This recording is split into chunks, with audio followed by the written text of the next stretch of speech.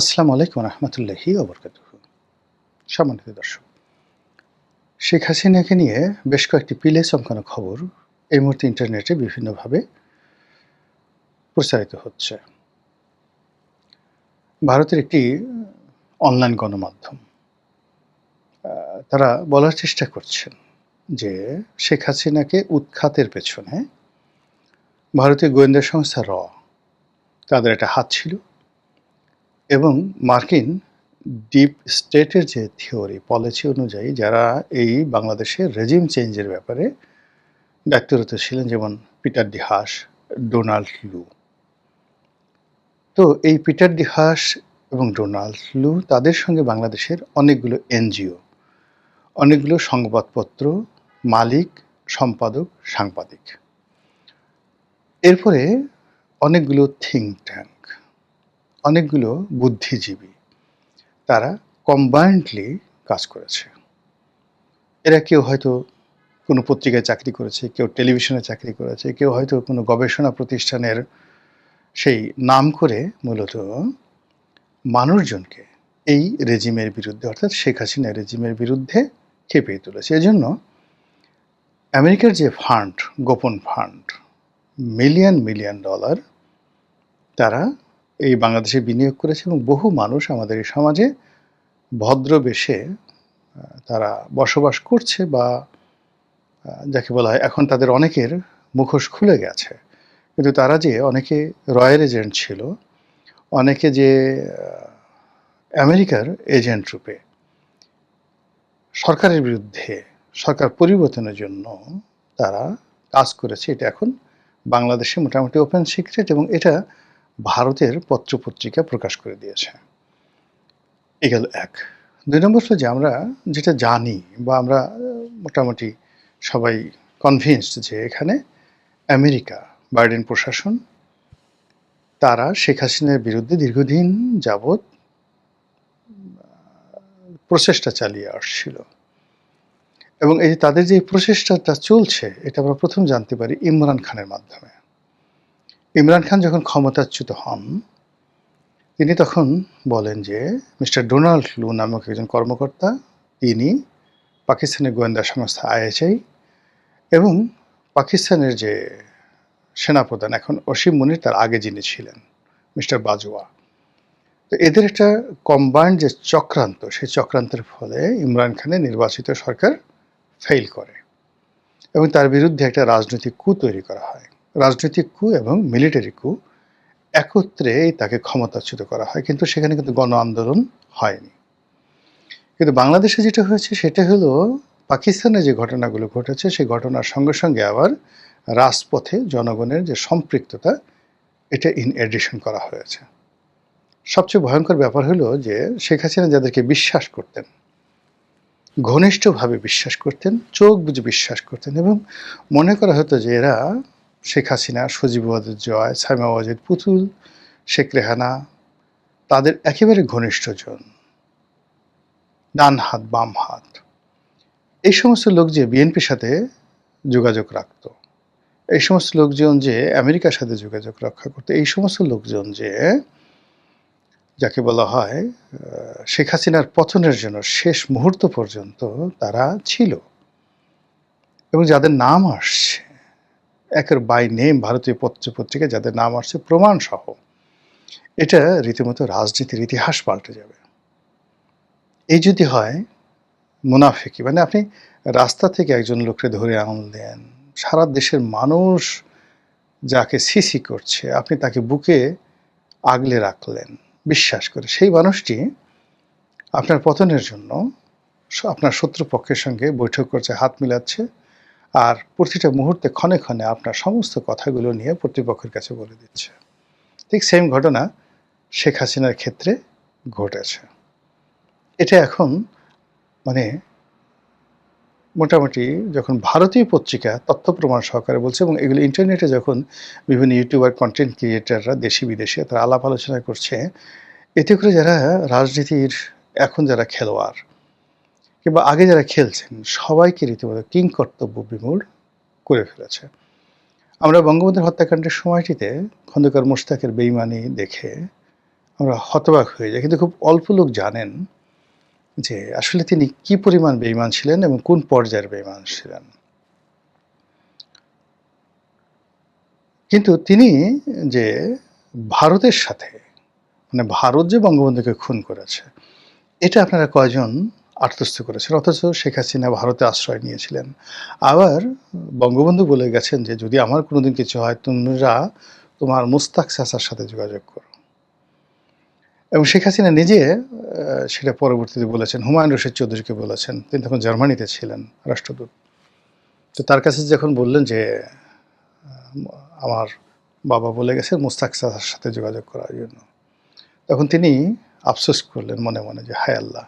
যে মুশতাক বঙ্গবন্ধুকে খুন করছে তার মেয়ে এখন আমাকে বলতেছে মুস্তাক চাচার কাছে কথা বলার জন্য।" এই হলো বেঈমানিদের ইতিহাস। আচ্ছা, বঙ্গবন্ধুকে যারা খুন করলো তাদের কথা বাদ, জিয়াউর রহমানকে যারা খুন করলেন, জেনারেল আবুল মঞ্জুর। এখন জেনারেল আবুল মঞ্জুর তো মানে জিয়াউর রহমানের খুব ঘনিষ্ঠ বন্ধু ছিলেন। ভীষণ রকম ঘনিষ্ঠ বন্ধু ছিলেন। অত্যন্ত ব্রিলিয়ান্ট। তিনি কেন এই কর্মের সাথে জড়িত হয়ে পড়লেন? এরকম অসংখ্য ঘটনা। তো শেখ হাসিনার যে আ পতন, সেই পতনের সঙ্গে যে ভারতের যোগাযোগ আছে, এটা আমরা অনেকেই কিন্তু ১ম দিন থেকে বলে আসছি। এবং শুধু তাই নয়। আমি ২০১৩-১৪ সন থেকে কিন্তু অন্ততপক্ষে অনেকগুলো টক শোতে এই কথাগুলো বলেছি যে, বঙ্গবন্ধুকে যেভাবে ভারত সরিয়েছে, তাকে এটা শিক্ষা দেওয়ার জন্য এবং তার পরিবারকে আওয়ামী লীগকে বাগে আনার জন্য। একইভাবে শেখ হাসিনাকেও ভবিষ্যৎ থেকে ক্ষমতার থেকে যদি সরানো হয়, এই দিল্লি এবং এই মোদি তারাই করবে। এবং তার পতনের পর এখন নর্থ ইস্ট বা অন্যান্য যে সমস্ত পত্রপত্রিকা প্রকাশ করছে, কিন্তু আগস্ট মাসের ৫-৬ তারিখে একের পতনের দিনে আমি বললাম যে এই ঘটনাটা যেটা ঘটেছে তার সঙ্গে ভারতের হাত আছে। উনি ভারতে আশ্রয় নিয়ে আসেন, কিন্তু তাকে ভারত আশ্রয় দিয়েছে মূলত তাকে টাইট দেওয়ার জন্য, তাকে বোঝানোর জন্য, শেখানোর জন্য এবং তাকে ট্রাম্প কার্ড হিসেবে ব্যবহার করার জন্য। এখন যেহেতু ভারতের হাতে শেখ হাসিনা আছে, শেখ হাসিনার ভয় দেখিয়ে তারেক রহমান সাহেবকে দিয়ে অনেক কিছু করিয়ে নিতে পারবেন। অথবা তারেক রহমান সাহেব যদি কথা না শুনেন, শেখ হাসিনাকে সরি বলিয়ে তুমি তো এই কাজগুলো করেছো। বিপদে পড়লে তো মানুষ সবই স্বীকার করে। তিনি স্বীকার করলেন, হ্যাঁ, আমি যদি ভবিষ্যতে আবার ক্ষমতায় ফিরে পাই, আমি আর এই সমস্ত কাজ করব না। আমি চীনের কাছে যাব না। চীন আমাকে তো রক্ষা করেনি। আমি মানে ভারতের অধীনস্থ থাকব। এই দেশের মানুষের জন্য এত কিছু করেছি, এই দেশ তো আমার পাশে দাঁড়ায়নি। কাজেই তোমরা যদি আমাকে ক্ষমতায় বসাও, আমরা তোমার পক্ষে থাকব। তো এই যে তাকে দিয়ে আবার যদি বাংলাদেশে তাকে অনুপ্রবেশ করানো হয়, তখন কি ধরনের একটা ইতিহাস হবে? এটা ভারতীয় রাজনীতির এরকম একটা কৌশল। এবং এটা ভারত যেভাবে করছে, আমেরিকা যেভাবে করছে, এই যে এখন দেখেন বাশার আল আসাদকে এখন রাশিয়াতে পুতিন আশ্রয় দিয়ে রেখেছে এবং যেকোনো সময় যখন ধরেন ইরান জয়লাভ করে, ইরান যদি জয়লাভ করে তাহলে সিরিয়া ১ সপ্তাহে বর্তমানে যারা ক্ষমতায় আছে ১ সপ্তাহ সিরিয়া তারা ক্ষমতায় থাকতে পারবে না। আমেরিকার পরাজয়ের পর ইরান মুহূর্তের মধ্যে সেখানে তাদের কর্তৃত্ব প্রতিষ্ঠা করে ফেলবে এবং সেই কর্তৃত্ব প্রতিষ্ঠা করার পর সেখানে বাশার আল আসাদ ফেরত আসবে। আবার দেখেন ইরানের যে রেজা শাহ পাহলভি, তিনি মারা গেছেন কিন্তু তার ছেলেকে এখনও আমেরিকা লালন পালন করছে এবং এখন পর্যন্ত সেই ১৯৭৯ সন থেকে আজ অবধি তারা প্রাণান্ত চেষ্টা করে যাচ্ছে কন্টিনিউয়াসলি যে সেখানে একটা রেজিম চেঞ্জ করে তাদের যে পছন্দের মানুষ সেই রেজা শাহ পাহলভি তার ছেলে এখন যিনি আছেন তাকে আবার ক্ষমতায় তারা বসাবে। তো এগুলো সাম্রাজ্যবাদী শক্তিগুলোর একটা কৌশল থাকে এবং সেই কৌশলটা ভারতীয় পত্রপত্রিকা প্রকাশ করে দিয়েছে। এই গেল এক। ২ নম্বর হলো যে বর্তমান সরকার সেই ইউনূস সরকারের মতোই শেখ হাসিনাকে ফেরত দেওয়ার ব্যাপারে কথাবার্তা বলছেন। আর এই সকল কথাবার্তা শুনে ভারত, আচ্ছা ঠিক আছে দেখি, আমরা গবেষণা করি ফেরত দেওয়া যায় কিনা। হাও বলছে না, নাও বলছে না। এটা নিয়ে আওয়ামী লীগকে ভয় দেখাচ্ছে।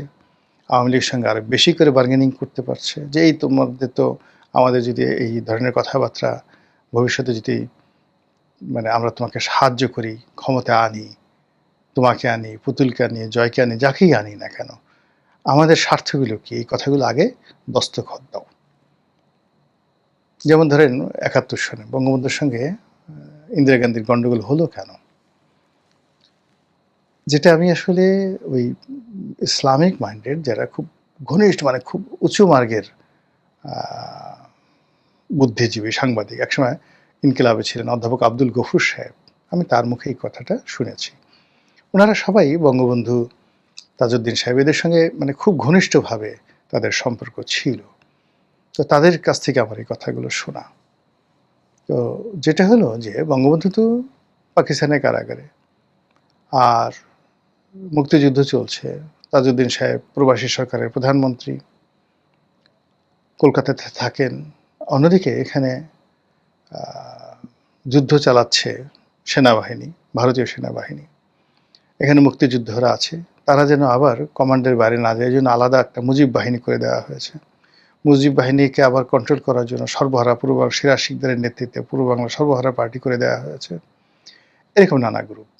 আবার প্রবাসী সরকারের মধ্যে শেখ কামাল, ফজলুল হক মনি এদের নেতৃত্বে একটা গ্রুপ করে দেওয়া হয়েছে যেন তাজউদ্দিনকে সবসময় চাপের মধ্যে রাখে। আবার ওদিকে খন্দকার মোশতাক তারা পাকিস্তানের এজেন্ট হয়ে সেখানেও তাজউদ্দিনকে একটা চাপের মধ্যে রাখা হয়েছে। ফলে এই চাপের মধ্যে পড়ে ইন্দিরা গান্ধী যেভাবে দিল্লিতে মানে খন্দকার মানে যাকে বলা হয় তাজউদ্দিন আহমেদ, সৈয়দ নজরুল ইসলাম, ক্যাপ্টেন মনসুর তারা যখন ইন্দিরা গান্ধীর সঙ্গে দেখা করতে গেছেন তাদের সামনে যে পেপারগুলো দেওয়া হয়েছে এইগুলো সাইন করো, তারা ওইগুলো সাইন করা ছাড়া এর বাইরে একটা শব্দ করার মতো অবস্থা তাদের ছিল না। পরবর্তীতে যখন স্বাধীন বাংলাদেশ হলো, বঙ্গবন্ধু আর আসলেন এবং তাজউদ্দিন সাহেব যখন ওই যে তার সঙ্গে যে স্বাক্ষর করা যে MOU এটা তার সামনে দেওয়া হলো এবং তিনি দেখলেন যে বাংলাদেশের পররাষ্ট্র বিষয় আজ যেমন আমেরিকার সঙ্গে একটা গোলামী চুক্তি হয়েছে, এর চেয়ে জঘন্য একটা গোলামী চুক্তি তখন ভারতের সঙ্গে হয়েছিল প্রবাসী সরকারের। বঙ্গবন্ধু সেটা টেনে কুচি কুচি করে ছিঁড়ে ফেললেন। এই যে ইন্দিরা গান্ধীর সঙ্গে তার যে সম্পর্কটা নষ্ট হয়ে গেল, প্রথম সম্পর্কটা হলো তিনি তো প্রথমে একেবারে তাকে অপ্রস্তুত করে দিয়ে যেভাবে বাংলাদেশ থেকে ভারতীয় সৈন্য সেখানে তিনি ফেরত পাঠাতে বাধ্য করলেন। আর দ্বিতীয়ত হলো যে মুক্তিযুদ্ধকালীন সময় তাজউদ্দিন সাহেবের সাথে যে চুক্তিটা হয়েছিল যেটা পরবর্তীতে বঙ্গবন্ধু অ্যাপ্রুভ করবেন, সেটা না করে তিনি যখন সেটা ছিঁড়ে ফেললেন। তৃতীয়ত হলো যে OIC সম্মেলন হলো, সেখানে বঙ্গবন্ধুকে নিষেধ করা হলো আপনি যাবেন না, তিনি জোর করে সেখানে গেলেন। এই তিনটি ঘটনায় বঙ্গবন্ধুর মৃত্যু মোটামুটি নিশ্চিত হয়ে গেল। ভারত তারা যে দাবিদারি আশা করছিল শেখ মুজিবুর রহমানের কাছ থেকে সেটা তারা পায়নি। সেম ঘটনা শেখ হাসিনার ক্ষেত্রে। শেখ হাসিনা মনে করতেন যে তিনি ভারতকে দিচ্ছেন, ভারতকে তিনি যা দিচ্ছেন ভারত জীবনে সেটা আর কারো কাছ থেকে পাবে না। আর ভারত মনে করতো যে ও আমাকে কি দেবে, ওকে তো ক্ষমতায় বসিয়েছে আমি, সে দিল্লির দাসী, আমাদের জাস্ট স্লেভ, আমরা যা বলবো তাই সে করবে। আর সে বলল যে না, আই এম দ্য কুইন, আমি দ্য এমপ্রেস, আমি সম্রাজ্ঞী, আমি ভারতকে ট্রানজিট দিচ্ছি, এটা দিচ্ছি, দয়া করছি। তো দুর্জনের এই যে মনস্তাত্ত্বিক জায়গাতে যখন শেখ হাসিনা দেখলেন যে তিনি আর পেরে উঠছে না, তখন তিনি বন্ধুত্ব করার জন্য ফ্রান্স ছুটলেন, বন্ধুত্ব করার জন্য রাশিয়া ছুটলেন, বন্ধুত্ব করার জন্য চীন ছুটলেন। এটা ভারত পছন্দ করেনি। কিন্তু ভারত এই মুহূর্তে কিছু করতে পারছে না। এর কারণ হলো 2014 থেকে কন্টিনিউয়াসলি সে যে একতন্ত্র প্রতিষ্ঠা করে, স্বৈরতন্ত্র প্রতিষ্ঠা করে যেভাবে দল, সরকার, রাষ্ট্র, বিচার বিভাগ, সংসদ সব ক্ষেত্রে যে একছত্রাধিপত্য প্রতিষ্ঠা করে ফেলেছিলেন সারা দুনিয়াতে, ওই ক্ষমতা কেবলমাত্র উত্তর কোরিয়ার যে নেতা কিমের সঙ্গে তার তুলনা করা যেত। এমনকি পুতিনও তার মতো এতটা ক্ষমতাধর ছিলেন না। ফলে ভারত আসলে প্রাণান্তভাবে শেখ হাসিনাকে আসলে নিয়ন্ত্রণ করতে পারেনি। তারা চেয়েছিল এই যে বঙ্গবন্ধুর জন্মশতবার্ষিকী হলো, সেই জন্মশতবার্ষিকীতে যেখানে মামুনুল হক মানে ওই যাকে বলা হয় ওই সময়টাতে যে বিরাট আন্দোলন গড়ে তুললেন ইসলামপন্থীরা, বঙ্গবন্ধুর জন্মশতবার্ষিকীর যে সমাপনী অনুষ্ঠানে প্রধান অতিথি হওয়ার জন্য নরেন্দ্র মোদী আসলেন। শেখ হাসিনা চান নাই নরেন্দ্র মোদী আসুক, কিন্তু তিনি বলতে গেলে বেহায়ের মতো তিনি আসছেন। জোর করে তিনি আসছেন। এজন্য তাকে একটা শিক্ষা দেওয়ার জন্য শেখ হাসিনা মূলত রাজপথকে গরম করলেন ডিজিএফআই দ্বারা। এবং সেখানে ডিজিএফআইয়ের পরামর্শে কিন্তু এই বায়তুল মুকাররমের উত্তর গেটে আন্দোলন শুরু হয়েছিল এবং সেই আন্দোলনকে আবার ডিজিএফআই ম্যানেজ করার জন্য মামুনুল হককে এনেছিল। উনি তখন জগন্নাথ কলেজে ছিলেন। এরপরে ঘটনা তো আপনারা সবাই জানেন। উনি নিজেও এই কথাগুলো বলেছিলেন।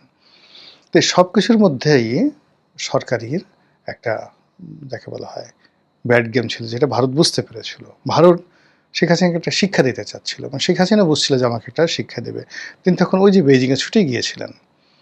কিন্তু তিনি যদি ওখানে বেইজিংয়ের সঙ্গে একটা চুক্তি করে আসতেন, যেইভাবে তারা চেয়েছিল সেইভাবে করে আসতেন, তাহলে কিন্তু তিনি টিকে যেতেন। কিন্তু তিনি ওই যে তার যে আশেপাশে সব ভারতের দালালরা ছিল, রয়ের এজেন্টরা ছিল, তারা তাকে বুঝাইছে যে আপা আপনি তো এই কাজ করেন, এখানে যদি চীনের সাথে করেন ভারত সৈন্য পাঠিয়ে আপনাকে ধরে নিয়ে যাবে, আপনার গোপন কথাগুলো বলে দেবে, তার সাথে আপনার যা যা হয়েছে এই জিনিসগুলো সব প্রকাশ করে দেবে, বাংলাদেশ রাখতে পারে না। এই ভয় দেখিয়ে দেখা গেল যে সে চীনকেও রাজি করতে পারলো না, ভারতকে রাজি করতে পারলো না। ওদিকে আমেরিকার শত্রু হয়েছিল এবং নিয়তির যে নির্মম পরিহাস, সেই নির্মম পরিহাসে তিনি ক্ষমতা হারালেন এবং যাদের কারণে ক্ষমতা হারালেন তাদের বাড়িতে তাকে আশ্রয় নিতে বাধ্য হলো। ফলে এখন প্রশ্ন আসছে যে তিনি কি ভারতে গৃহবন্দী, নাকি তাকে অ্যারেস্ট করে রাখা হয়েছে? ভারতকে তাকে বাংলাদেশে ফেরত পাঠাবে? তারেক রহমান সাহেবকে উপহার হিসেবে বন্দী শেখ হাসিনাকে প্রত্যার্পণ করে তারা কি আওয়ামী লীগকে একটা শিক্ষা দিবে? এই বিষয়গুলো নিয়ে কিন্তু এখন আলোচনা হচ্ছে। রাজনীতির শেষ বলে কোনো কথা নেই। কোনটা যে হবে আমরা এখন পর্যন্ত বলতে পারি না। মহান আল্লাহ আমাদের সবাইকে হিদায়াত দান করুন এবং হেফাজত করুন। আসসালামু আলাইকুম ওয়া রাহমাতুল্লাহি ওয়া বারাকাতুহু।